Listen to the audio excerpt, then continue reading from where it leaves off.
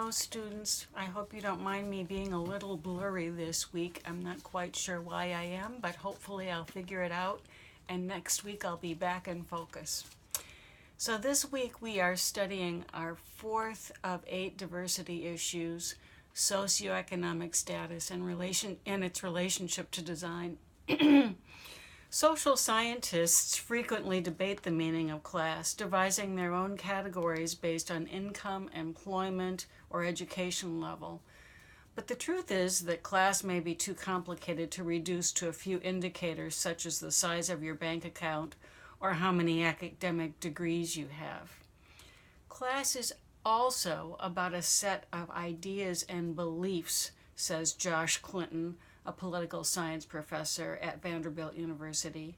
Class is perception. It's the way that we think about ourselves, about how we see ourselves in comparison to others, about where we come from and where we live, as much as it is about the objective indicators. For example, our data, this is Clinton speaking, our data suggests that regardless of actual income, people who make less money but feel happy are likely to think of themselves as a member of a higher class than someone who makes more money but generally feels dissatisfied. Our sense of class is associated with our gender and our race, to where we live and to who our neighbors are. It's affected by how healthy we are and even how much we pray. Class is about many facets of our dynamic lives, and we're constantly piecing together a narrative about it through shards of subjective information. We read people's class through how they talk, walk, how they travel, how they act, and where they live, says Northwestern University sociologist Mary Patillo, who studies class and race. And we rarely connect these markers with hard facts like annual salary, she said. We don't say, I want to make $100,000 a year. Instead, we say, I want to move to the suburbs. There seems to be a sort of code around socioeconomic status. There are cues, often quite subtle, that indicate one's place. Is it about social and economic position, income, education, the language we use, prestige, power and control, one's culture, taste and lifestyle regardless of income, one's race, religion, or ethnicity, one's job, one's self-image or attitude about the world? What else? One way socioeconomic status reveals itself is through design, through which designed worlds we choose. Is it true that our choices in life reveal our class? The clothes we wear, the cars we buy, or the type of transportation we use, where we live, all indicate something about social class. Are these choices only about things? Who decides what's in good taste or not? What is meant by the term status symbol? If you can afford to purchase an expensive item, say a pricey car or boat, are you automatically elevated in class? What items or physical characteristics do you think label the wearer or owner as low class? Does what you eat indicate your class? Do the sports you play indicate your class? Does where you go to school indicate your socioeconomic status? Is there a class structure here at UB? If so, what is it? The materials for this week start with one of the more complex versions of socioeconomic class, a description of the 12 socioeconomic levels as described by sociologist Donna Beagle.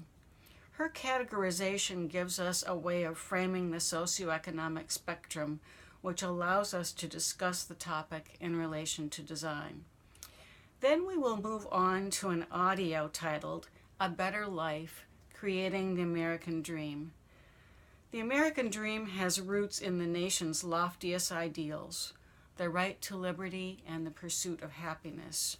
So when did it come to mean a house, a car, and a college education?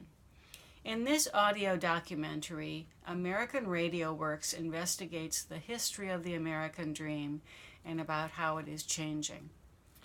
Next, we will look at 3 short episodes from the award-winning documentary titled People Like Us, Social Class in America. These videos show you diverse ways that social status reveals itself from the poorest of the poor to the very wealthiest. I find all of these episodes to be strangely heart-wrenching, and that there seems to be such a disconnect between those interviewed and the larger worlds. Then we will read a short but very potent article by Eric Jaffe entitled The Hidden Ways Urban Design Segregates the Poor, which describes discriminatory design moves that set up both temporal and physical barriers in our environment. And then finally, we will look at the work of the well-known social photographer Milton Rogovin, who until his death in 2011 lived in Buffalo and developed several longitudinal studies of people who lived on the west side of Buffalo. Rogovin photographed these people every 10 years for several decades, and in the process revealed the changes in their lives. Of course, you will then take the quiz and participate in our weekly discussion group. Then look at the Something Interesting category. If you go to the bottom item and type in your zip code, you will get a description of the types of groups who live in your neighborhood. Yes, it does seem that social status and where one lives are often connected. This week, we are asking you to go out into the city and see it from Eric Jaffe's point of view. What design features do you see that might segregate the poor?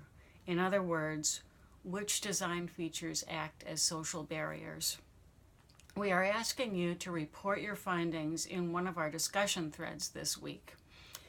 By the way, if you are the first student to email me your photographs along with a description of where you found these design features in Buffalo, I will send you a Diversity in Design special treat in the mail. The big issue here is that the ways we design often disadvantage certain groups, whether we are aware of it or not. As a group, we want to open our eyes to the details so that we are aware of when and where they are present in our designed environments.